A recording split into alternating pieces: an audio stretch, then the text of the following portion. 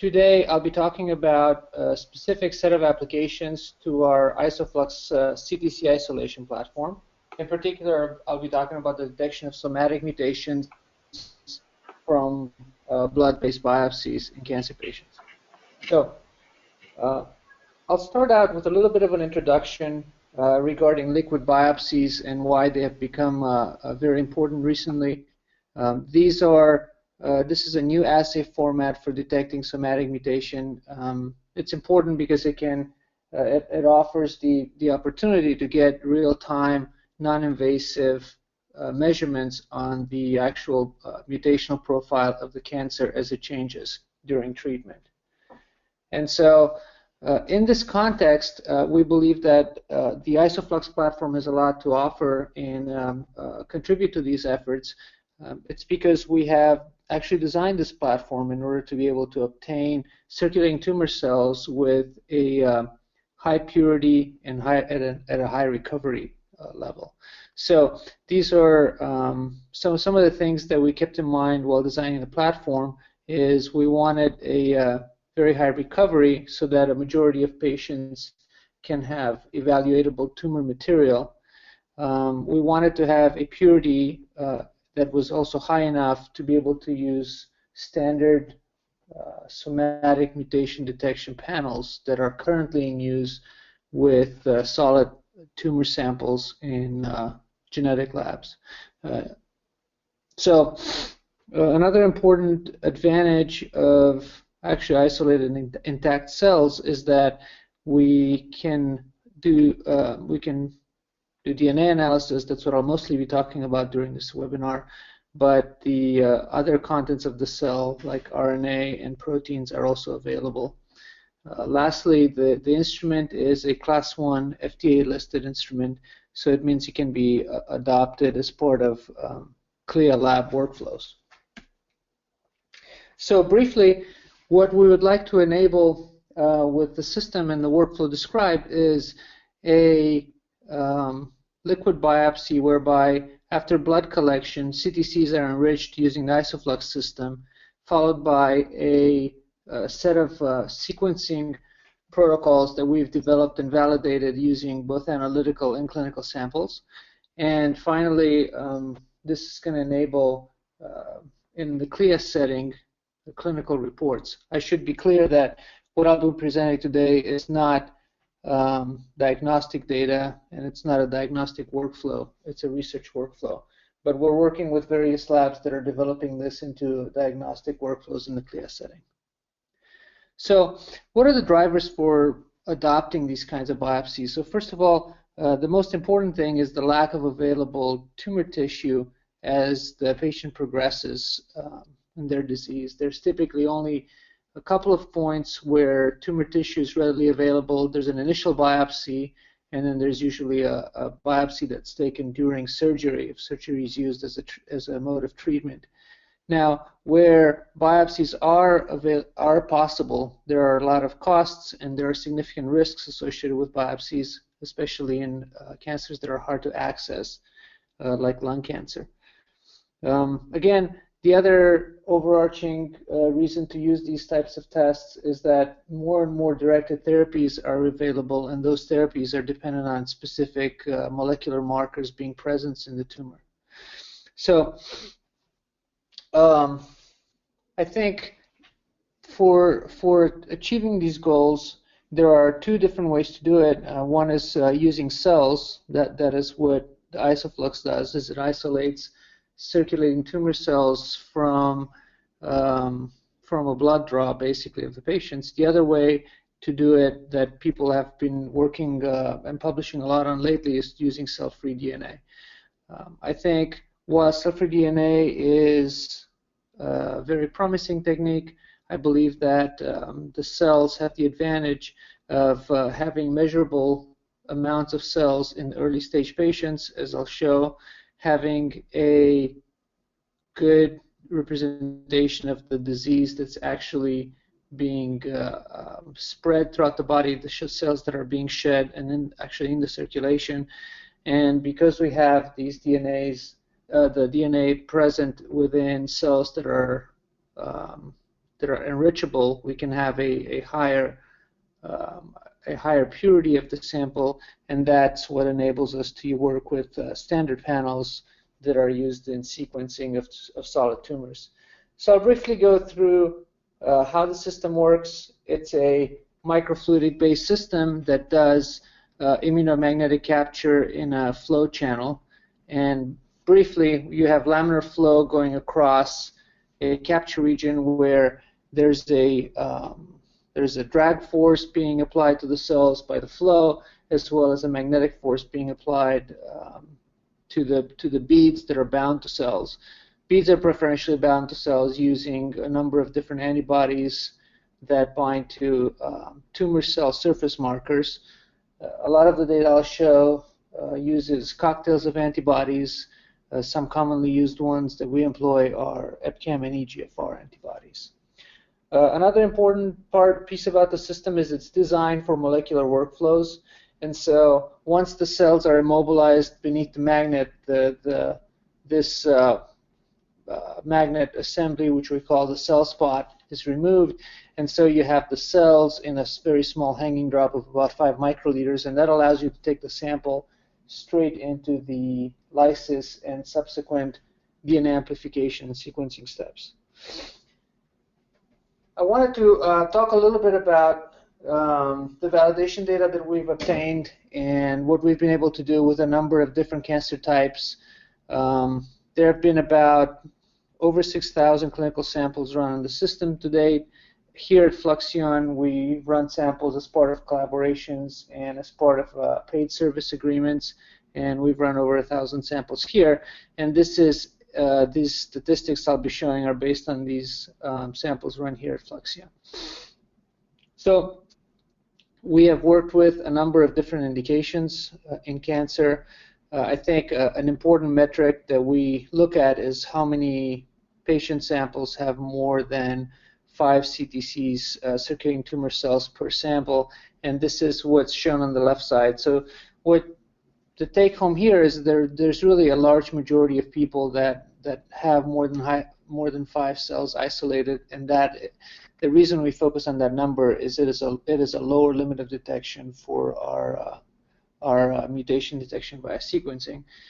The median and mean counts are presented on the right, and as you can tell, while the medians are in the tens, the means are much higher. That's because you have some patients with very high cell load. The other thing I talked about briefly earlier is that we've now gone on to capturing cells with multiple antibodies. We had a very sensitive way of capturing cells based on EpCAM that was really working well down to very low expression levels, but it's still helpful to add other markers. Just adding EGFR in this study shows a big difference in the number of cells captured. So we routinely use the EpCAM EGFR combination. We also have another 5-marker panel that is being commercialized that specifically focuses on epithelial and mesenchymal cells. So again, what we were aiming at is being able to enable routine sequencing with fairly broad panels that are typically used for solid biopsies in labs around the country. So what we needed to do for that is we had to get to a sort of 10 to 20% tumor material purity in our samples, and we were able to achieve that by having the immunomagnetic separation being followed by a secondary purification step whereby we removed most of the white blood cells. We end up with a white blood cell background of about 100 to 300 cells in this workflow. The advantage I was telling you over some of the other methods, like lower purity CTC methods or cell-free DNA, is that we can achieve these higher purities, and so you don't have to use highly specialized sequencing methodologies at super high depth in order to detect the somatic mutations in these samples. So let me just briefly go through the workflow. So after the sample recovery, we run through a secondary enrichment where we deplete the leukocytes present in the sample. We recover the lysate and extract DNA. We typically use a whole genome amplification step. That's part of our kit, followed by library preparation. In this case, at the library preparation step, we start to follow standard protocols for amplification of specific parts of the genome that are known to have a high mutation rate. We then perform sequencing. I'll show you data that's mostly on Torrent, but we've done a lot of work with Illumina as well, and we are aiming in these sequencing runs for about a 2,000 to 10,000 X coverage. And finally, we've developed some bioinformatics whereby we have a good way of determining which mutations are real and which are false positives. So the bioinformatics basically consists of sequence alignment, variant calling. We call variants all the way down to 0.1%, and then we use a set of filters in order to finally get to the variants that have good quality metrics, and that is done using VARSeq, a tool from Golden Helix that's very good for doing this type of filtering and annotation of variants. And then based on what variants are left at the end of that process, you can generate reports and look at the significance of those variants. So I wanted to briefly talk about VARSeq. I think this tool is very helpful, and we have been recommending this tool especially for working with AmpliSeq data, where we first use a standard calling algorithm down to 0.1%, and then we have a set of filters that are implemented in VARSeq. This is an example of the capabilities of that software. We actually filter on not just allele frequency, but the minimum number of reads for each mutant, the uniformity of forward and reverse leads, as well as things like genotype quality and homopolymer length. So we've developed this using a number of analytical models in order to give us a very low false positive rate. And I'll talk about this in a second. The software and this workflow are available from Fluxion. So first of all, I will talk about a study. Most of this talk will actually focus on the study with UT Health, who's a customer and a collaborator. And the study was aimed at exactly what we're talking about here with liquid biopsies and detecting alterations in prostate and kidney patients. One of the interesting things about this study is we used a few different panels with the sample type. So we've used both a custom panel that was developed at UT Health, as well as the CHPV2, a fairly targeted panel. It's available off the shelf from Life Technologies, and Oncomine, a larger pan-cancer panel. So the design of the study, basically we started with the blood draw, and then it was separated and divided into two portions. One portion of the sample went to enumeration routine, and basically there we use automated microscopy to count the circulating tumor cells based on the presence of cytokeratin, presence of DAPI, so nucleated cells, and then absence of CD45, which is shown here in red, which is a white blood cell marker. So briefly, you see some images of cells on the top here. There are tumor cells that are CTCs, and then cells that are blood cells on the bottom.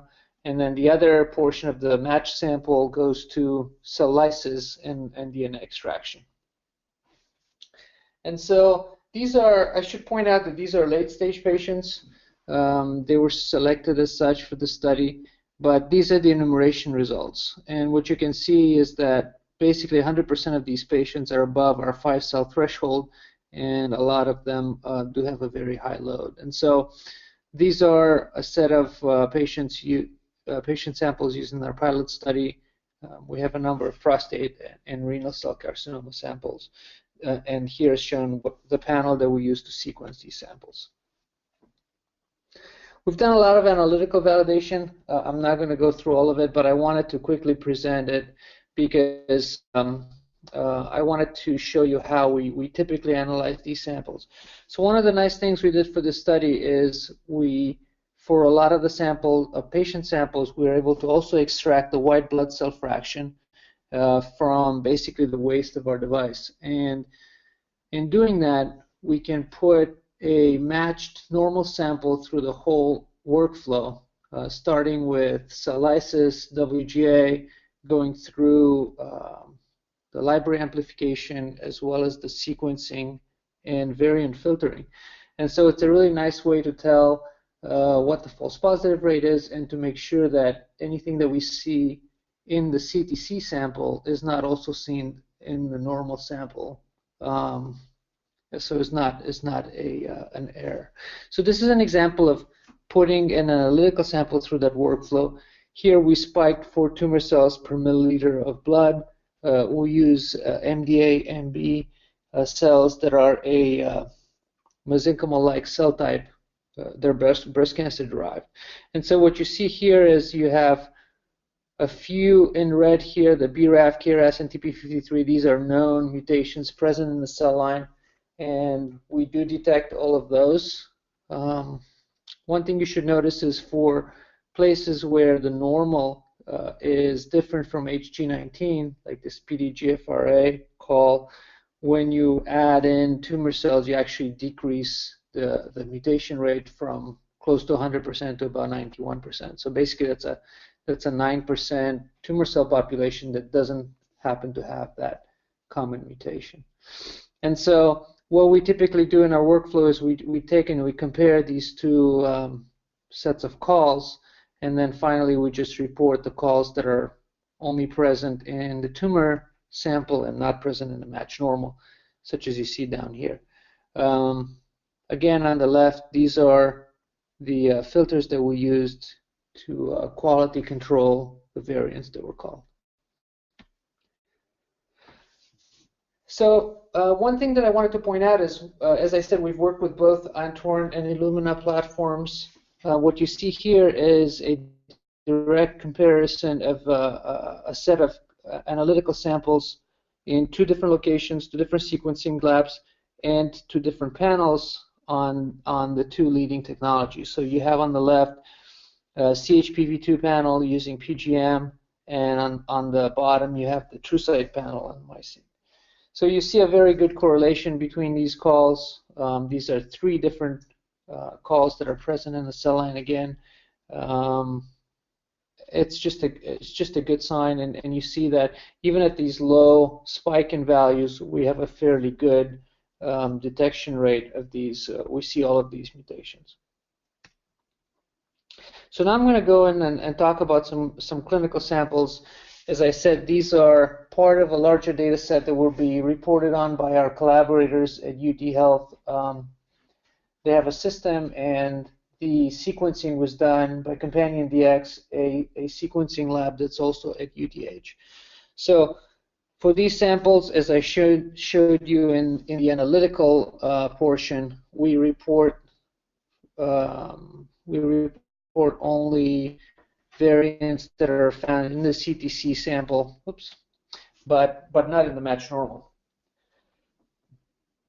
And so this is a sample where we looked at prostate cancer patients and enriched CTCs versus normal calls using this Oncomine panel. And so for the Oncomine panel, it's a fairly large panel, so we end up seeing a number of different variants. And you see that they span all the way from 14% down to below 1%. These are not present in the matched normal sample. Some are present at a very different percentage in the matched normal, and that's pretty standard for tissue samples as well, that are seen in prostate cancer. So you see a change in the allelic frequencies for those, for example, a heterozygous mutation that you have here in KDR. And so in the study, basically we didn't just use Oncomine, we used a number of different mutation panels. And one of the things we wanted to do is not just look at detection, but we wanted to see sort of how many mutations we can detect based on the size of the panel. And you really do see that scaling with the size of the panel and how well it's matched these indications. So the RCC panel was a custom panel that's aimed at renal cell carcinoma. It's about the size of the cancer hotspot panel. And in this particular set of, I think, 6 patients, we had a mean number of about 280 CTCs, and we detected about 3 alterations per sample using the protocol that or the workflow that I just described. About half of those were incosmic, and that means that they were just present, previously detected in solid tumor biopsies. The CHPV2 panel is a general pan-cancer hotspot panel. It's not necessarily directed at urological cancers. It's more, I think, directed at breast and lung cancer and colorectal cancer. At a similar mean number of circulating tumor cells, we again detected alterations. A bit fewer of those were in cosmic, but essentially it's pretty similar for a similar coverage panel. The Oncomine panel is a panel that's distributed by iTorrent. It's specific to a large number of cancers, and it's a significantly larger panel. And in this case, for prostate cancer patients, we had about 15 median alterations, with 5 of them being in cosmic. This is all of these numbers are pretty close to what our collaborators have seen in solid tissue. So that was a good indication. And by that I mean the numbers of variants found, as well as the types of genes that we found variants in. And as part of the study, the correlation with actual tumor samples from the same patients that are drawn at the same time as the blood is ongoing. I wanted to talk a little bit about biological replicates too. We're also working on samples where we're drawing 2 tubes in parallel. So this particular experiment, again, we have the germline variants for this patient. Those are differences between the patient's genome and HG19. That's in the first column. And then we've got 2 different CTC samples, basically 2 different tubes in time and then processed in parallel in a blinded manner using the same exact protocols. And in this particular sample that was done with the cancer hotspot panel, you see a TP53 mutation. I believe it's a missense mutation that's present at 0.8 in one case and 1.5% in the other sample. So this is a good indication that when you extract these samples at the same time from the same patient, you can get the same variants out. So that's nice for repeatability, and we're going to be adding to this data set. I wanted to also briefly talk about a study that we've done previously in collaboration with University of Michigan Medical School as well as UCSF, and this is in bladder cancer, another urological cancer. And this was a 30-patient study. It was trying to predict the patient response to chemotherapy and their P phase at surgery. So I'll be talking a little bit more about the study design, but this is a good example of a study that had an enumeration component as well as a sequencing component. So the way that this was designed is we had a neoadjuvant set of patients as well as a metastatic set of patients. And so what we were doing in the neoadjuvant setting is we were drawing samples before the first cycle of chemotherapy as well as before the second cycle of chemotherapy. So typically in bladder cancer, patients receive 3 cycles of chemo in order to reduce the size of the tumor before curative surgery, cystectomy at the end of that. And at the end of that, they receive a P stage, a pathological staging of the cancer, and that's really well correlated to outcomes for these patients. So what you see here is that we had a number of different sets of samples for the different patients. We looked at the IsoFlux CTC assay, that just means enumeration. We compare that to the Readouts assay for some patients. We had some for which we just looked at enumeration of 2 CTC samples by IsoFlux to look at repeatability, and some that we used for molecular profiling. In this case, that was sequencing. So first of all, I wanted to talk a little bit about how the counts look. We had 35 patients, some early stage neoadjuvant, some metastatic patients, 15 of those. We had 13 healthy controls that we also enumerated. So we had a median count of 2 cells for the healthies, of 13 cells at the baseline, neoadjuvant baseline, so that means before any treatment was applied, and then a higher count for the metastatic patients, which were provided by the UCSF Medical Center collaborators. So one thing that was nice to see is that there's a real difference between the counts at baseline and the counts at follow-up. Not all the patients have a lower count at follow-up, but we do see a reduction, an overall reduction in count from a median of 13 to a median of 5 at follow-up. And we see an increase in count in the metastatic setting. Now, the way this is published data in Journal of Urology, but the way this is plotted is we have we categorize patients into 3 different buckets. Basically, we have a low CTC bucket that's less than 10 cells. We have a median 10 to 30 and a high bucket. So what you see is that the neoadjuvant has basically the baseline measurement has a pretty even spread, and then when you look at follow-up after the first round of chemo, you see a higher percent of patients in the low cell bucket, which is what you expect. Some people are responding to treatment, counts are going down. Again, if you look at just metastatic patients, and these are an unrelated set of patients, I should point out, but in general, they will have a significantly higher percent of patients in the high CTC bucket, so above 30 cells, and then all the healthies were less than 10. So I told you that a set of samples were also used for sequencing. In this case, this was a mix of early patients and late patients. Some of the late patients were on the treatment. It was quite effective. So you can see here the count. So again, for those patients, as I've shown you before in the UTH study, you had a sample going to count and then another sample going to somatic variant detection using in this case, we used the cancer hotspot panel again. So you see that for about half of those patients, we can detect a variant. And again, where we look at positive controls and healthies, we don't have any variants detected. And in positive controls, we detect all the variants present in the cell line.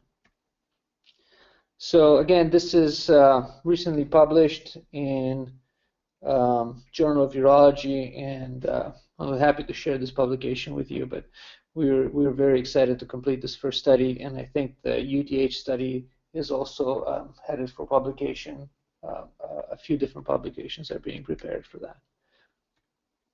So, look, in conclusion, I wanted to show you more recent results from our sequencing workflow and persuade you that these blood-based biopsies are really becoming a way to look at the molecular makeup of the tumor.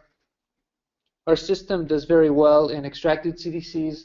We get cells from a large percent of patients. We see variation in the cell numbers with treatment, and when we apply our pipeline and compare the CTC samples with normals, we see a real difference in the variants that are detected, and those variants are in terms of what people typically see in solid tissue in terms of the number of variants and also where they're located in the genome.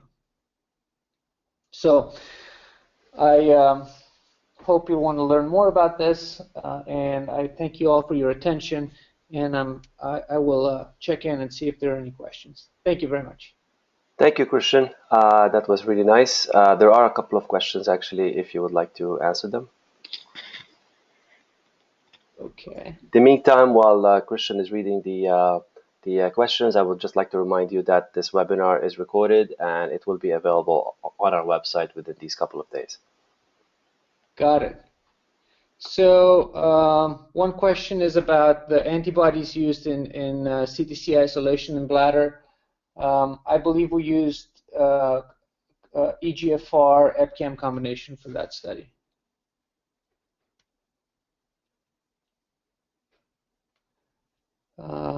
And I'll just, there's a couple of different people asking about the references, actual reference to the publications. I'll just answer that offline.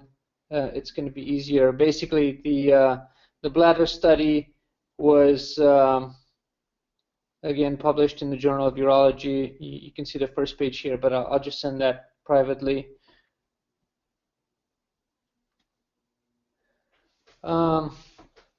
This is a common question. People are asking about the matched tissue biopsy data. That is an ongoing arm of the UT Houston study. I don't have data I can share at this time on matched biopsies. It's just something that we really should and plan to do. It's been easier to get blood samples that are not exactly time matched to the biopsies, but we're definitely working on that. I look forward to showing that in the future. Okay, I think this would be it. Thank you very much for attending, and we hope that we can see you or have you in the next webinar. Thank you very much. Thank you, Christian. Thanks, everyone. Have a good day. Bye.